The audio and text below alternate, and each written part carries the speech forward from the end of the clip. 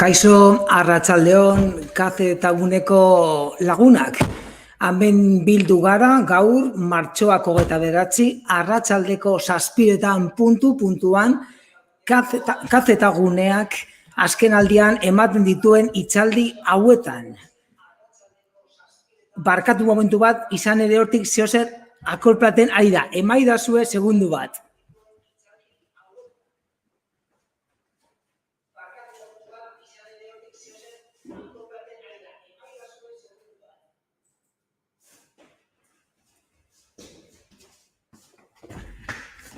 Listo, hemen gauz. Barkatu, baina fallo tekniko txiki bat egon da, baina gaurkoan gogoratu. Bagauz hemen berriz, arratsalde honetan, kaze eta guneko zuzeneko hitzaldietan. Gogoratuta pandemia hasi zenetik, kaze eta guneak gauza berri asko egiten hasi dela. Eta hoien artean, zuzenean ematen ditugun hitzaldiak gaurkoan modukoa. Beraz, gogoratu, jarraitu etxetik trebatzen gure YouTubeko kaze eta guneko kanaldean. Izan ere, askok eta askok zentruetara joango zarie presentzialki ikastaroak egitera, baina gogoratu online ikastaroak egiteko aukera ere badeko zuela. Bai, hitzaldi zein ikastaroak. Gaurkoan zeri buruz ariko gara, gaurkoan dronei buruz arituko gara. Hau da, askotan hor haizean ikusten ditugun dron edo robot aparatu hoiei. Beraz, ekin diezaiogun bada gaurkoagaz. Barkatu lehengo arazoa, baina dana konponduta dago. Gogoratu bebai, kaze eta guneak badekoela bere bloga, bagauzela Facebook, Instagram, Twitterren eta baita ere gaurkoan bebai YouTubeen. Beraz, aukera bat duzue, jarraitu iezaguzue edozein sare sozialetik. Izan ere bertan eguneroko berriak eta jarriko ditugu. Hor dekozue pantailan, bloga, Twitter, Instagram eta dana dalakoa. Hori da, gaurko gaia, droneak, araudia eta motak. Hau da, Europear erregulazio berria.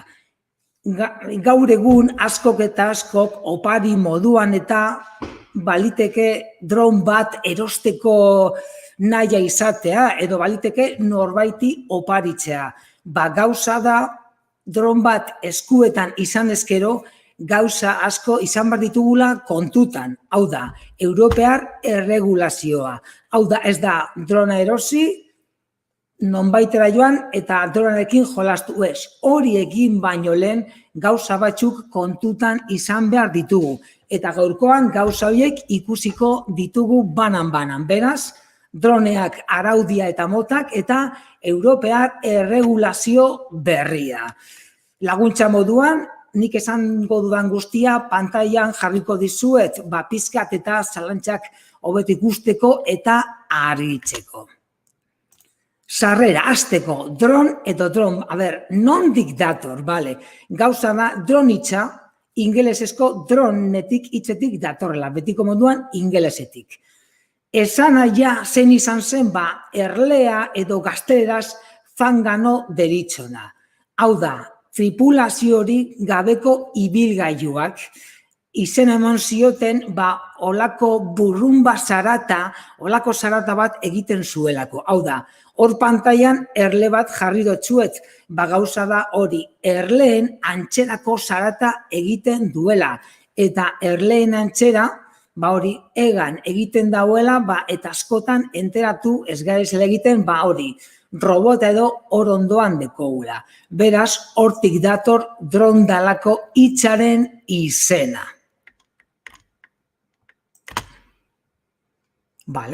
Robot egalari moduko bat da, urruneko unitate batetik kontrolatzen da, software edo programa baten bidez.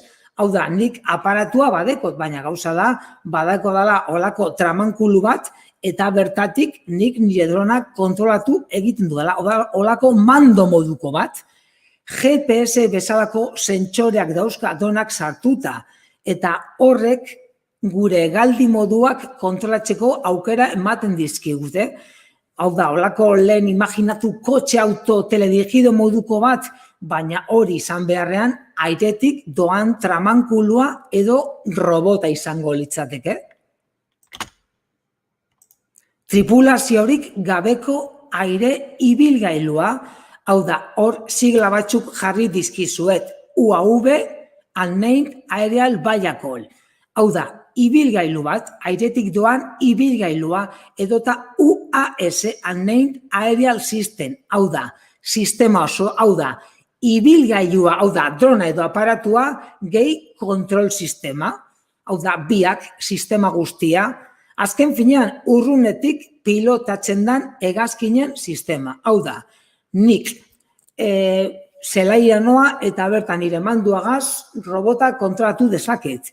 Edo pertsona bat, adibidez imaginatu, estatu batuetatik olako dron bat kontrola dezakela, Euskal Herritik dabilen dron bat, hau da, urrunetik, beraz hori da azkenean, tripulaziorik gabeko aire ibilgailua zein urrunetik pilotatzen dana.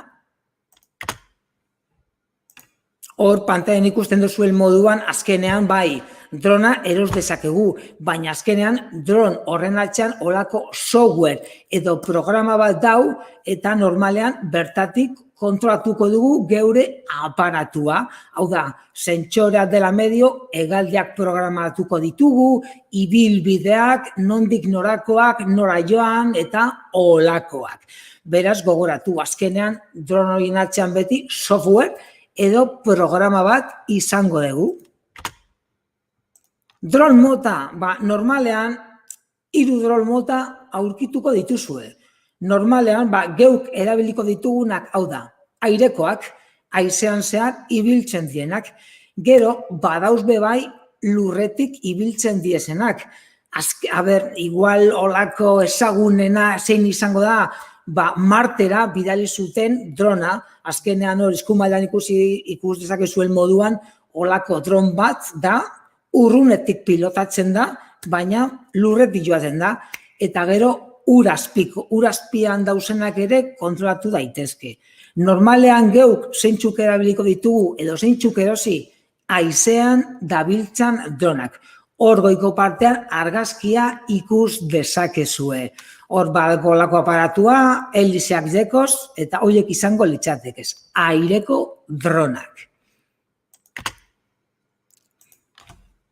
Haizeari edo haizetik dabiltzan dronik dagokionez, normalean, gehiago dauz, baina normalean trikopteroak izango litzatekez, 3 helizedunak, kuadrikopteroak, 4 helize, hesakopteroak 6 helize eta optakopteroak 8 helize.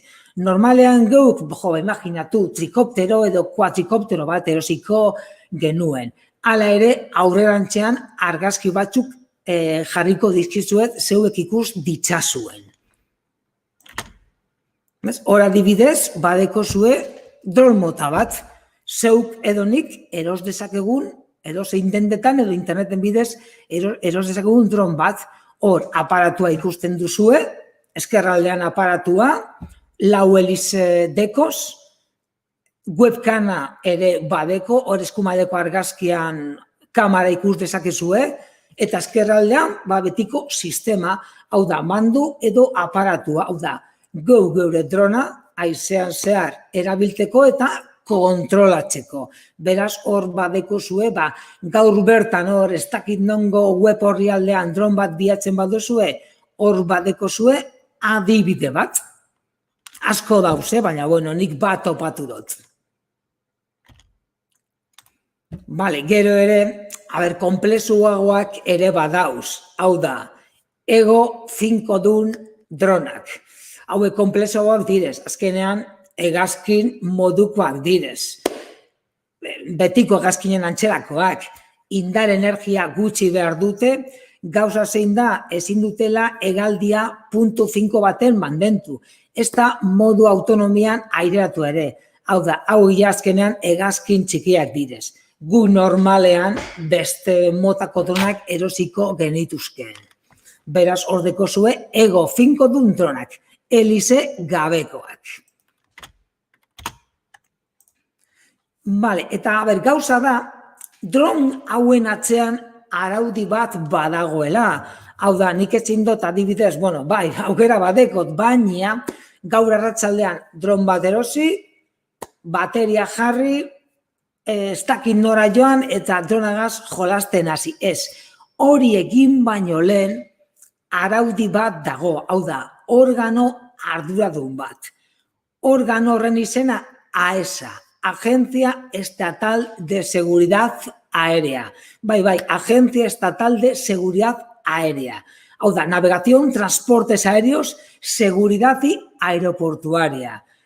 Hau da, organo honek araudi bat zehaztuta deko. Eta, klaro, guk araudi hori begiratu behar dugu geure dronagaz jolasten edo, erabiltzen hasi baino lehen. Hor pantailan, enlacea edo URL-a jarri dizuet, hori, zalantzaren bat edo badeko zue bertara sartu eta pizkat ikuskatzeko. Hala ere, hurrengo minutuetan horri buruz arituko gara. Hor, holako pantailazo bat jarri dotzuet, eta, hor, menu erabiltzerrez bat topa dezakezue, eta bertan dronei buruzko araudi guztia zehatz-mehatz ikusi dezakezue. Beraz gogorazu, Googleen AESA ipintzen badeko zue, AESA, hor badeko zue informazio osoa. Izan ere, organo ofiziala baita. Araudia. Araudia, Europar Batasuneko herriei dagokie, hau da, Europar Batasuna.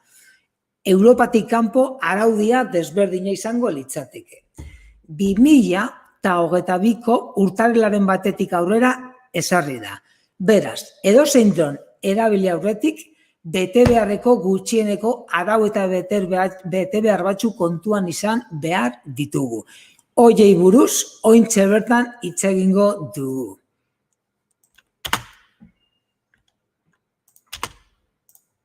Araudia. Operadore erregistroa dalakoa. Hau da, dron bat egan egiteko asmoa duten erabiltzaile guztiek operadore gisa erregistratu beharko dute AESako web orrialdean. Hau da, AESaren egoitza elektronikoan. Hau da, dana telematikoki egin daiteke. Zuzenean ordenagailua edo smartphonea erabiliz. Gauza da, behin erregistroa egin eta gero operadore zenbaki bat eskuratuko dugula. Eta operadore zenbaki hori geure dronean ikusgai jarri beharko dugu. Hau da, kotxeen matrikulen antzera, gu geure dronean ere matrikula moduko bat izango dugu. Hau da, operadore zenbaki bat. Hortik aparte, erantzunkizun zibileko asegurua. Hau da, erabilera profesionala izan ala ez, aseguru moduko bat ere izan beharko dugu badazpada. Ze izan ere, imaginatu egunen baten kalteren bat sortzen dugula. Gauza da, horretarako seguru bat izan behar dugula. Dena den, 250 gramoko baina gutxiagoko dronei dagokienez, horretarako ez dugu segururik behar. Dron hoiei buruz geroago hitz egingo dugu. Hau da, limitean non dago jarrita 250 gramotan. Hau da, jostailuko dronak eta dena den hori jostailu ere komila tartean. Hala ere, horri buruz geroago hitz egingo dugu. Hegaldi arauak. Dronen hegaldia, hau da, funtzionamendu arau orokorren batzuen menpe dago. Hau da, dronaren pisua, pertsonen presentzia eta eraikinen hurbiltasunari dagokio. Hau da, azken finean kontutan izan behar dugu, hor ondoan, ez dakit zenbat mila pertsona balauz, nik ezin dudala nire drona ala nola erabili. Edo eta etxe edo adibidez imaginatu billboardean nagoela, ezin dut bilu erdian nire drona erabili, hau da, eraikinen artean. Hau da, hurbiltasunak baldintzatuko gaitu. Gero, imaginatu aerodromo bat ondoan dugula, edo eremu militar bat, edo azpiegitura, imaginatu zentral elektriko bat, edo imaginatu Urdaibain ingurune ekologi baten barruan zaudela. Leku horietan ere ezin dugu gure drona erabili. Hau da, inguruak baldintzatuko gaitu. Ezin dugu geure drona edozein tokitan hala nola erabili. Bale, drona beti dago pilotuaren ikus eremuan. Hau da, nik nire drona erabiltzen badut, nire drona hor ikusi behar dut. Hau da, biztan izan behar dut nire ikus eremuan. Gero, lan profesional bat bada, gero ez duzue esertan hau kontutan izan behar. Baina adibidez, zeuk edo nik dron bat badekogu eta erabiltzen badugu, hau da, dron hori geure ikus eremuaren barruan egon behar da. Ezin gainditu dezakegu 120 metroko altuera hegaldian. Gogoratu, 120 metro. Hala ere, imaginatu, zorutik gora 120 metro asko direzela. Hegaldirik ez egin, aireportu, aerodromo edota aire espazio kontroletatik, hau da, 8 kilometroko erradioaren barruan. Gogoratu, aireportua nire etxe ondoan badekot, hau da, 8 kilometroko erradio horretan ni sartuta banago, ezin doala nire drona erabili. Eta, gogoratu bai, erantzun zibileko asegurua ez dela derrigorrezkoa, baina badaezpada hobe zeozer izatea, kalteren bat edo sortuz gero. Dena den gogoratu, lan profesional bat egiten dugunean, geroago ikusiko dugu, gai honi buruz hitz egingo dugu, bai, segurua izan behar duzuela, beti ere badaezpada. Kalteren bat sortuz gero, horren atzean erantzunle bat egon dadin. Dron horiek identifikazio plaka bat eraman behar dute. Hau da, dronearen datuekin eta pilotuaren harremanetarako datuekin bai. Imaginatu pilotuaren telefonoagaz. Eta gauza da, dron horrek kamera badaroa, datuak babesteko legea ere kontutan izan behar dugula. Hau da, nik ezin dut adibidez nire kamaragaz dron bat hondartzatik erabili eta hondartzan dagoen jendean grabatu, gauza da hori, horren atzean datuak babesteko legea aplikatu behar zaiela. Eta gero, gogoratu bai, zuen dronak kamera edo mikrofonoa badaroa, aesan izena eman bar dozuela. Eta lehen aipatu dugun matrikula edo plaka hori doakoa da, doainik musutruk lortzea. Guzti hori, tramite guzti hori, aire segurtasun estatuko agentzian lortuko duzue, hau da, aesan. Beraz gogoratu, kamera badaroa, alta eman behar duzue, zure drona. Hora adibidez, olako adibide bat jarri dotzuet, hau da, dronak eroan behar dau identifikazio plaka. Dronari pintzen zaio eta hor, bai, dronaren datuak eta neure datuak agertuko direz. Hor, gezi horiaren ondoan jarri dotzuet, olako adibide bat ondo ulertu dezazuen.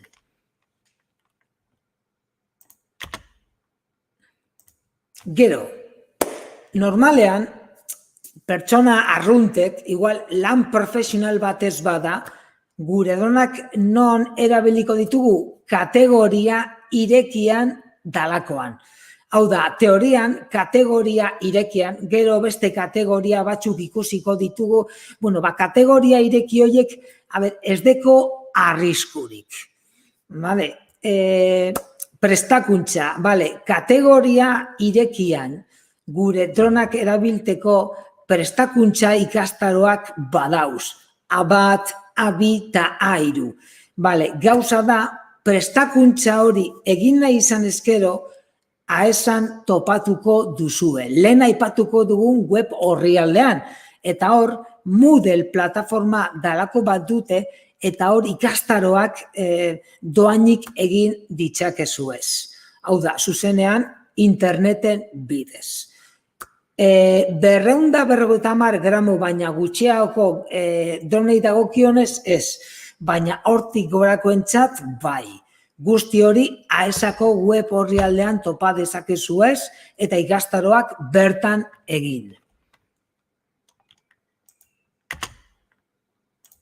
Araudia. Hau da, azken finean imaginatu bihar dron bat erosten duzuela edo oparitzen duzuela. Hau da, 250 gramo baino gutxiagogo dron bat. Dron hori kategoria irekiari dagokio. Gauza da, naiz eta kategoria irekia, arrisku gabeko kategoria edo bari, arau eta irizpide batzuk jarraitu behar dituzuela. Legez eta segurtasunez jokatu ahal izateko. Urrengo diapositibetan honi buruz hitz egingo dugu. Azken finean, olako dronak dira normalean geuk erabiliko ditugunak.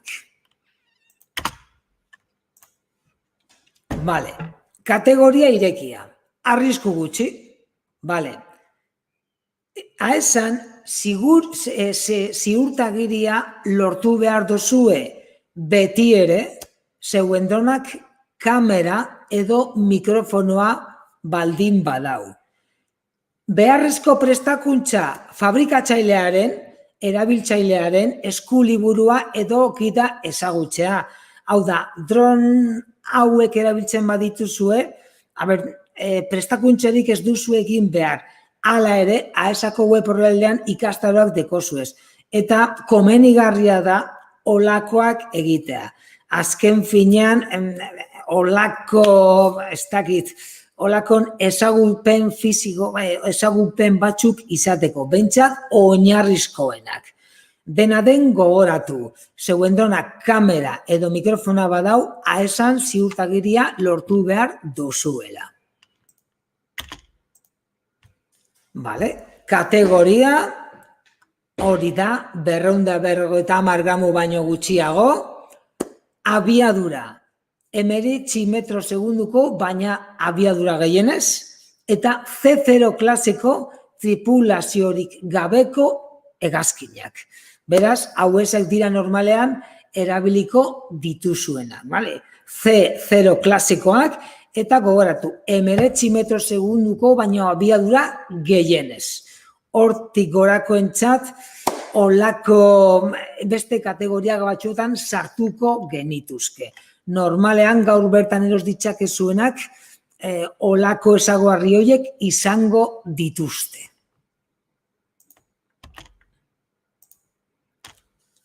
Araudia, hirigune, eraikin edo jendetza artean egin egan dezakezue, baina beti ere lurretik 20 metroko altuerara gehienez. Hau da, 20 metro zorutik, gora 20 metro. Lehen aipatu dugu moduan, aireportu edo kontrolatutako beste aire espazioetatik 8 kilometroko erradioan. Hau da, 8 kilometro horietatik kanpo. 8 kilometro horietatik barru egiten badugu, arazo bat dekogu. Beraz gogoratu, 8 kilometratik kanpo. Inoiz hortik barrura.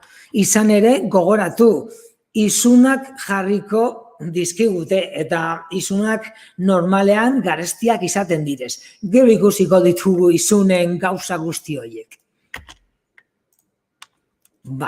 Dronak kamera badu, derrigorrezkoa AESan erregistroa betetzea. Doainik izango da erregistro hori, ez dugu ezer ordaindu behar. Erregistro zenbakia lortuko dugu, izan ere gogoratu, kamera badau, Ley Orgánica de Protección de Datos bete behar dugu. Hau da, izan ere, ezin dugu ala nola jendea grabatu. Horretarako baimen bat behar dugu. Imaginatu bihar Bilbon adibidez, edo Donostin, Iruñan edo Gasteizen olako lasterketa bat dagoela. Orduan gauza da, lasterketa hori grabatu nahi izan eskero, jendea grabatu nahi izan eskero, Ley Orgánica de Protección de Datos bete behar dugula. Horretarako aesan alta emon behar dugu geure drona. Kamerarik ez badu, ez da derrigorrezkoa aesan izen emotea. Hori, eta gogoratu behai, bihar Urdaibaira joaten bagarizela, hori, fauna kontserbatzeko gunetan ezin erabil dezakegula geure drona. Hau da, bihar bertan dron bat eran dezazuela mendira joan eta zeuek bakarrek zaudeten leku batera hor bai, hor erabili dezakezue. Zeure dona kamera badu, adibili eta gogoratu. Hau behin eta berriz gogoratzen dut, izan ere datuak babesteko legea edo pertsonen ohore edo pribatasunerako eskubide hori ez urratzeko.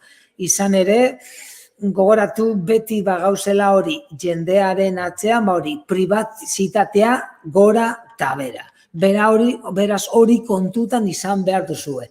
Ez ahoztu. Hor adibidez, hori argazkian jarri dotzuet dron bat eta hor badeko bere kamera.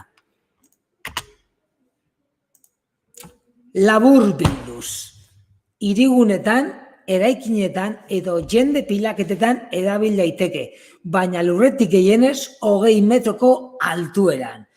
Aireportu, aerodromo edo olako aire gune kontrolatuetan 8 kilometroko ingurunetik kanpo, 8 kilometroko erradiotik kanpo. Dronak kamera badu, aesan altan emon behar dozue. Gero, erregistro hori olako plaka baten jarri behar duzue zeure dronean. Eta debekatuta dago guztiz animalia kontserbatzeko eremuetan, parke nazionaletan, biosferetan eta naturgunetan zure dronak erabiltea. Lan profesional bat atzean badago baimena eskatu beharko zenukete, zeure drona erregistratu eta aukera dago, baina horretarako tramite batzuk egin beharko zenituzkete. Eta ja hori normalean 250 gramo gorako dron profesionalak izango litzatekez. Lan profesionala bada, aesa lehenengo mailako azterketa gainditu beharko duzu. Gutxienez, dronak egan egiteko aukera emango dizuna. Horiek gogoratu badire ja lan profesionaletak egiteko. Hau da, oinarri minimo batzuk izateko. Lan profesionala izan ezkero, lurretik 20 metro izan beharrean, 120 metro izan daitezke. Eta distantzia horizontalean 50 metro. Horiek ja olako lizentziak izango litzatekez. Hau dela eta dron pilotu lizentziarik ez baduzu, hau da, gogoratu, 250 gramoko, baina gutxiago bat erosi. Hor pantailan ikusten dozuen moduan.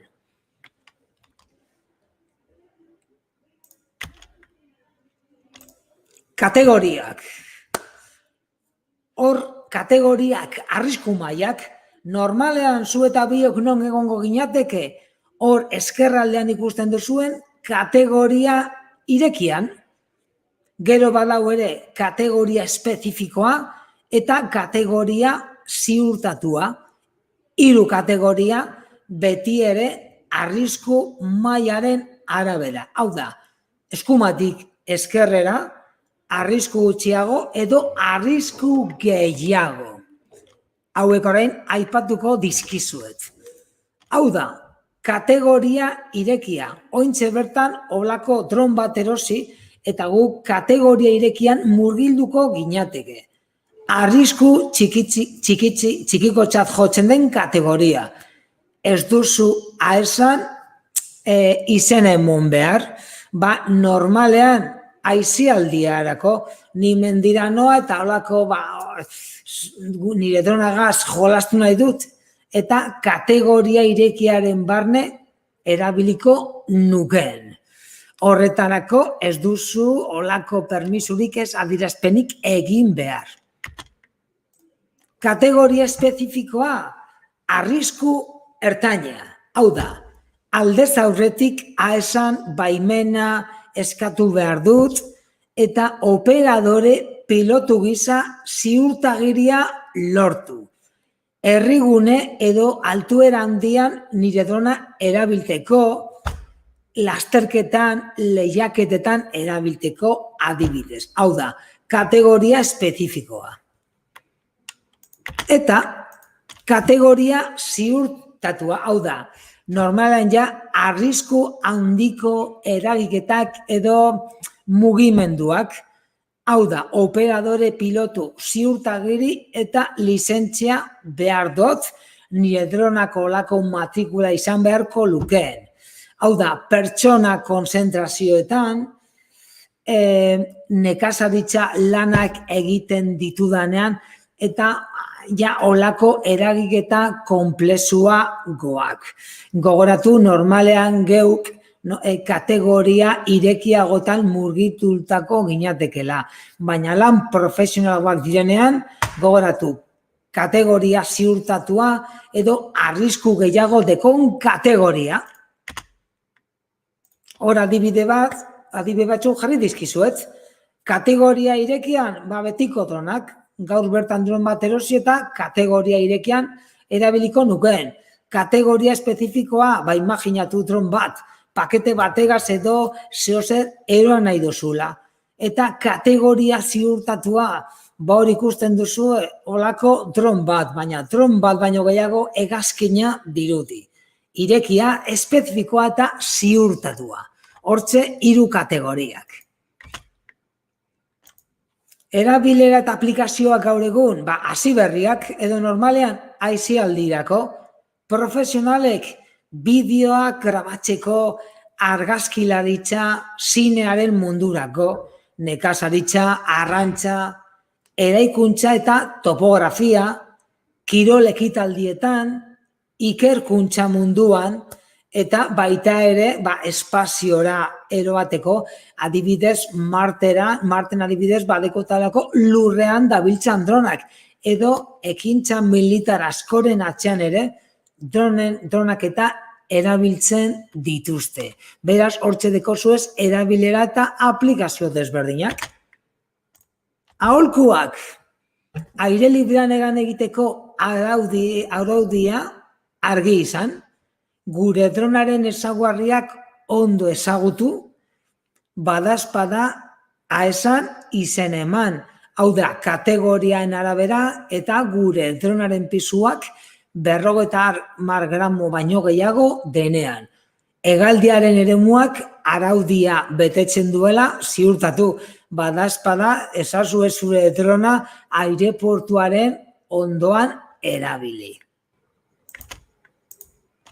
Baterien eta helizean egoera ondo ikuskatu, altuera ere kontutan izan, prestakuntza gero eta gehiago dauz, beraz, ondo datorkizue olako hegaldi bat egiteko ikastaro bat jasotzeko, gehien bat hasieran, badaezpada, eta gero nahitaezkoa izan ezarren, oinarrizko lizentzia bat izatea, badaezpada gomendatu egiten da, eta horren atzean dagoen ere asegurua, ere gomendagarria.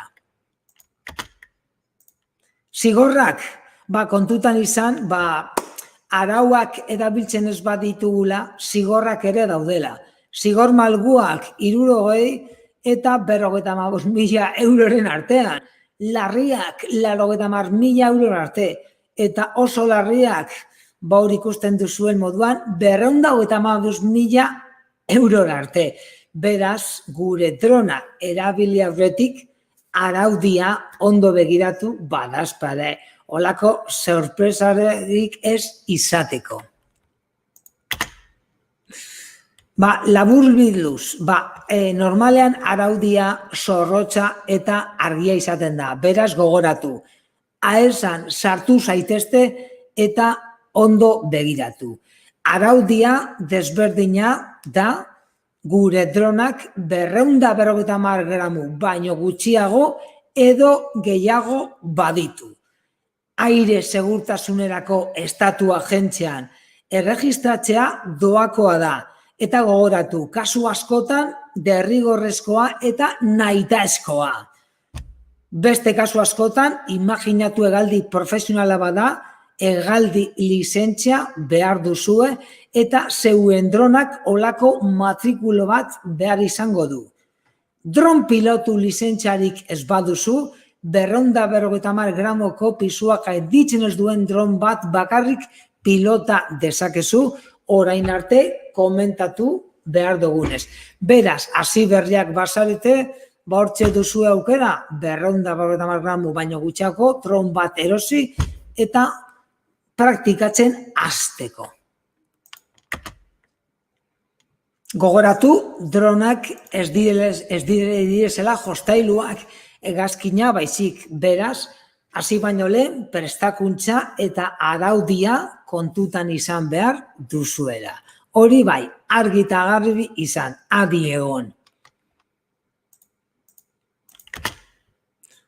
Gaurkoz, hauze izan da guztia, hasierako segundu batzuetako arazo teknikoa kontutan izan ez gero, baina azkenan geure itxaldia, solasaldia aurrera atera dugu, eta gogoratu, ostegun honetan, hau da, martxoaren 31an, arratsaldeko 7:00, itxaldi hau, goizeko, arratsaldeko 7:00 duzuela, eta itxaldia, solasaldia, gazteleraz botako dugula.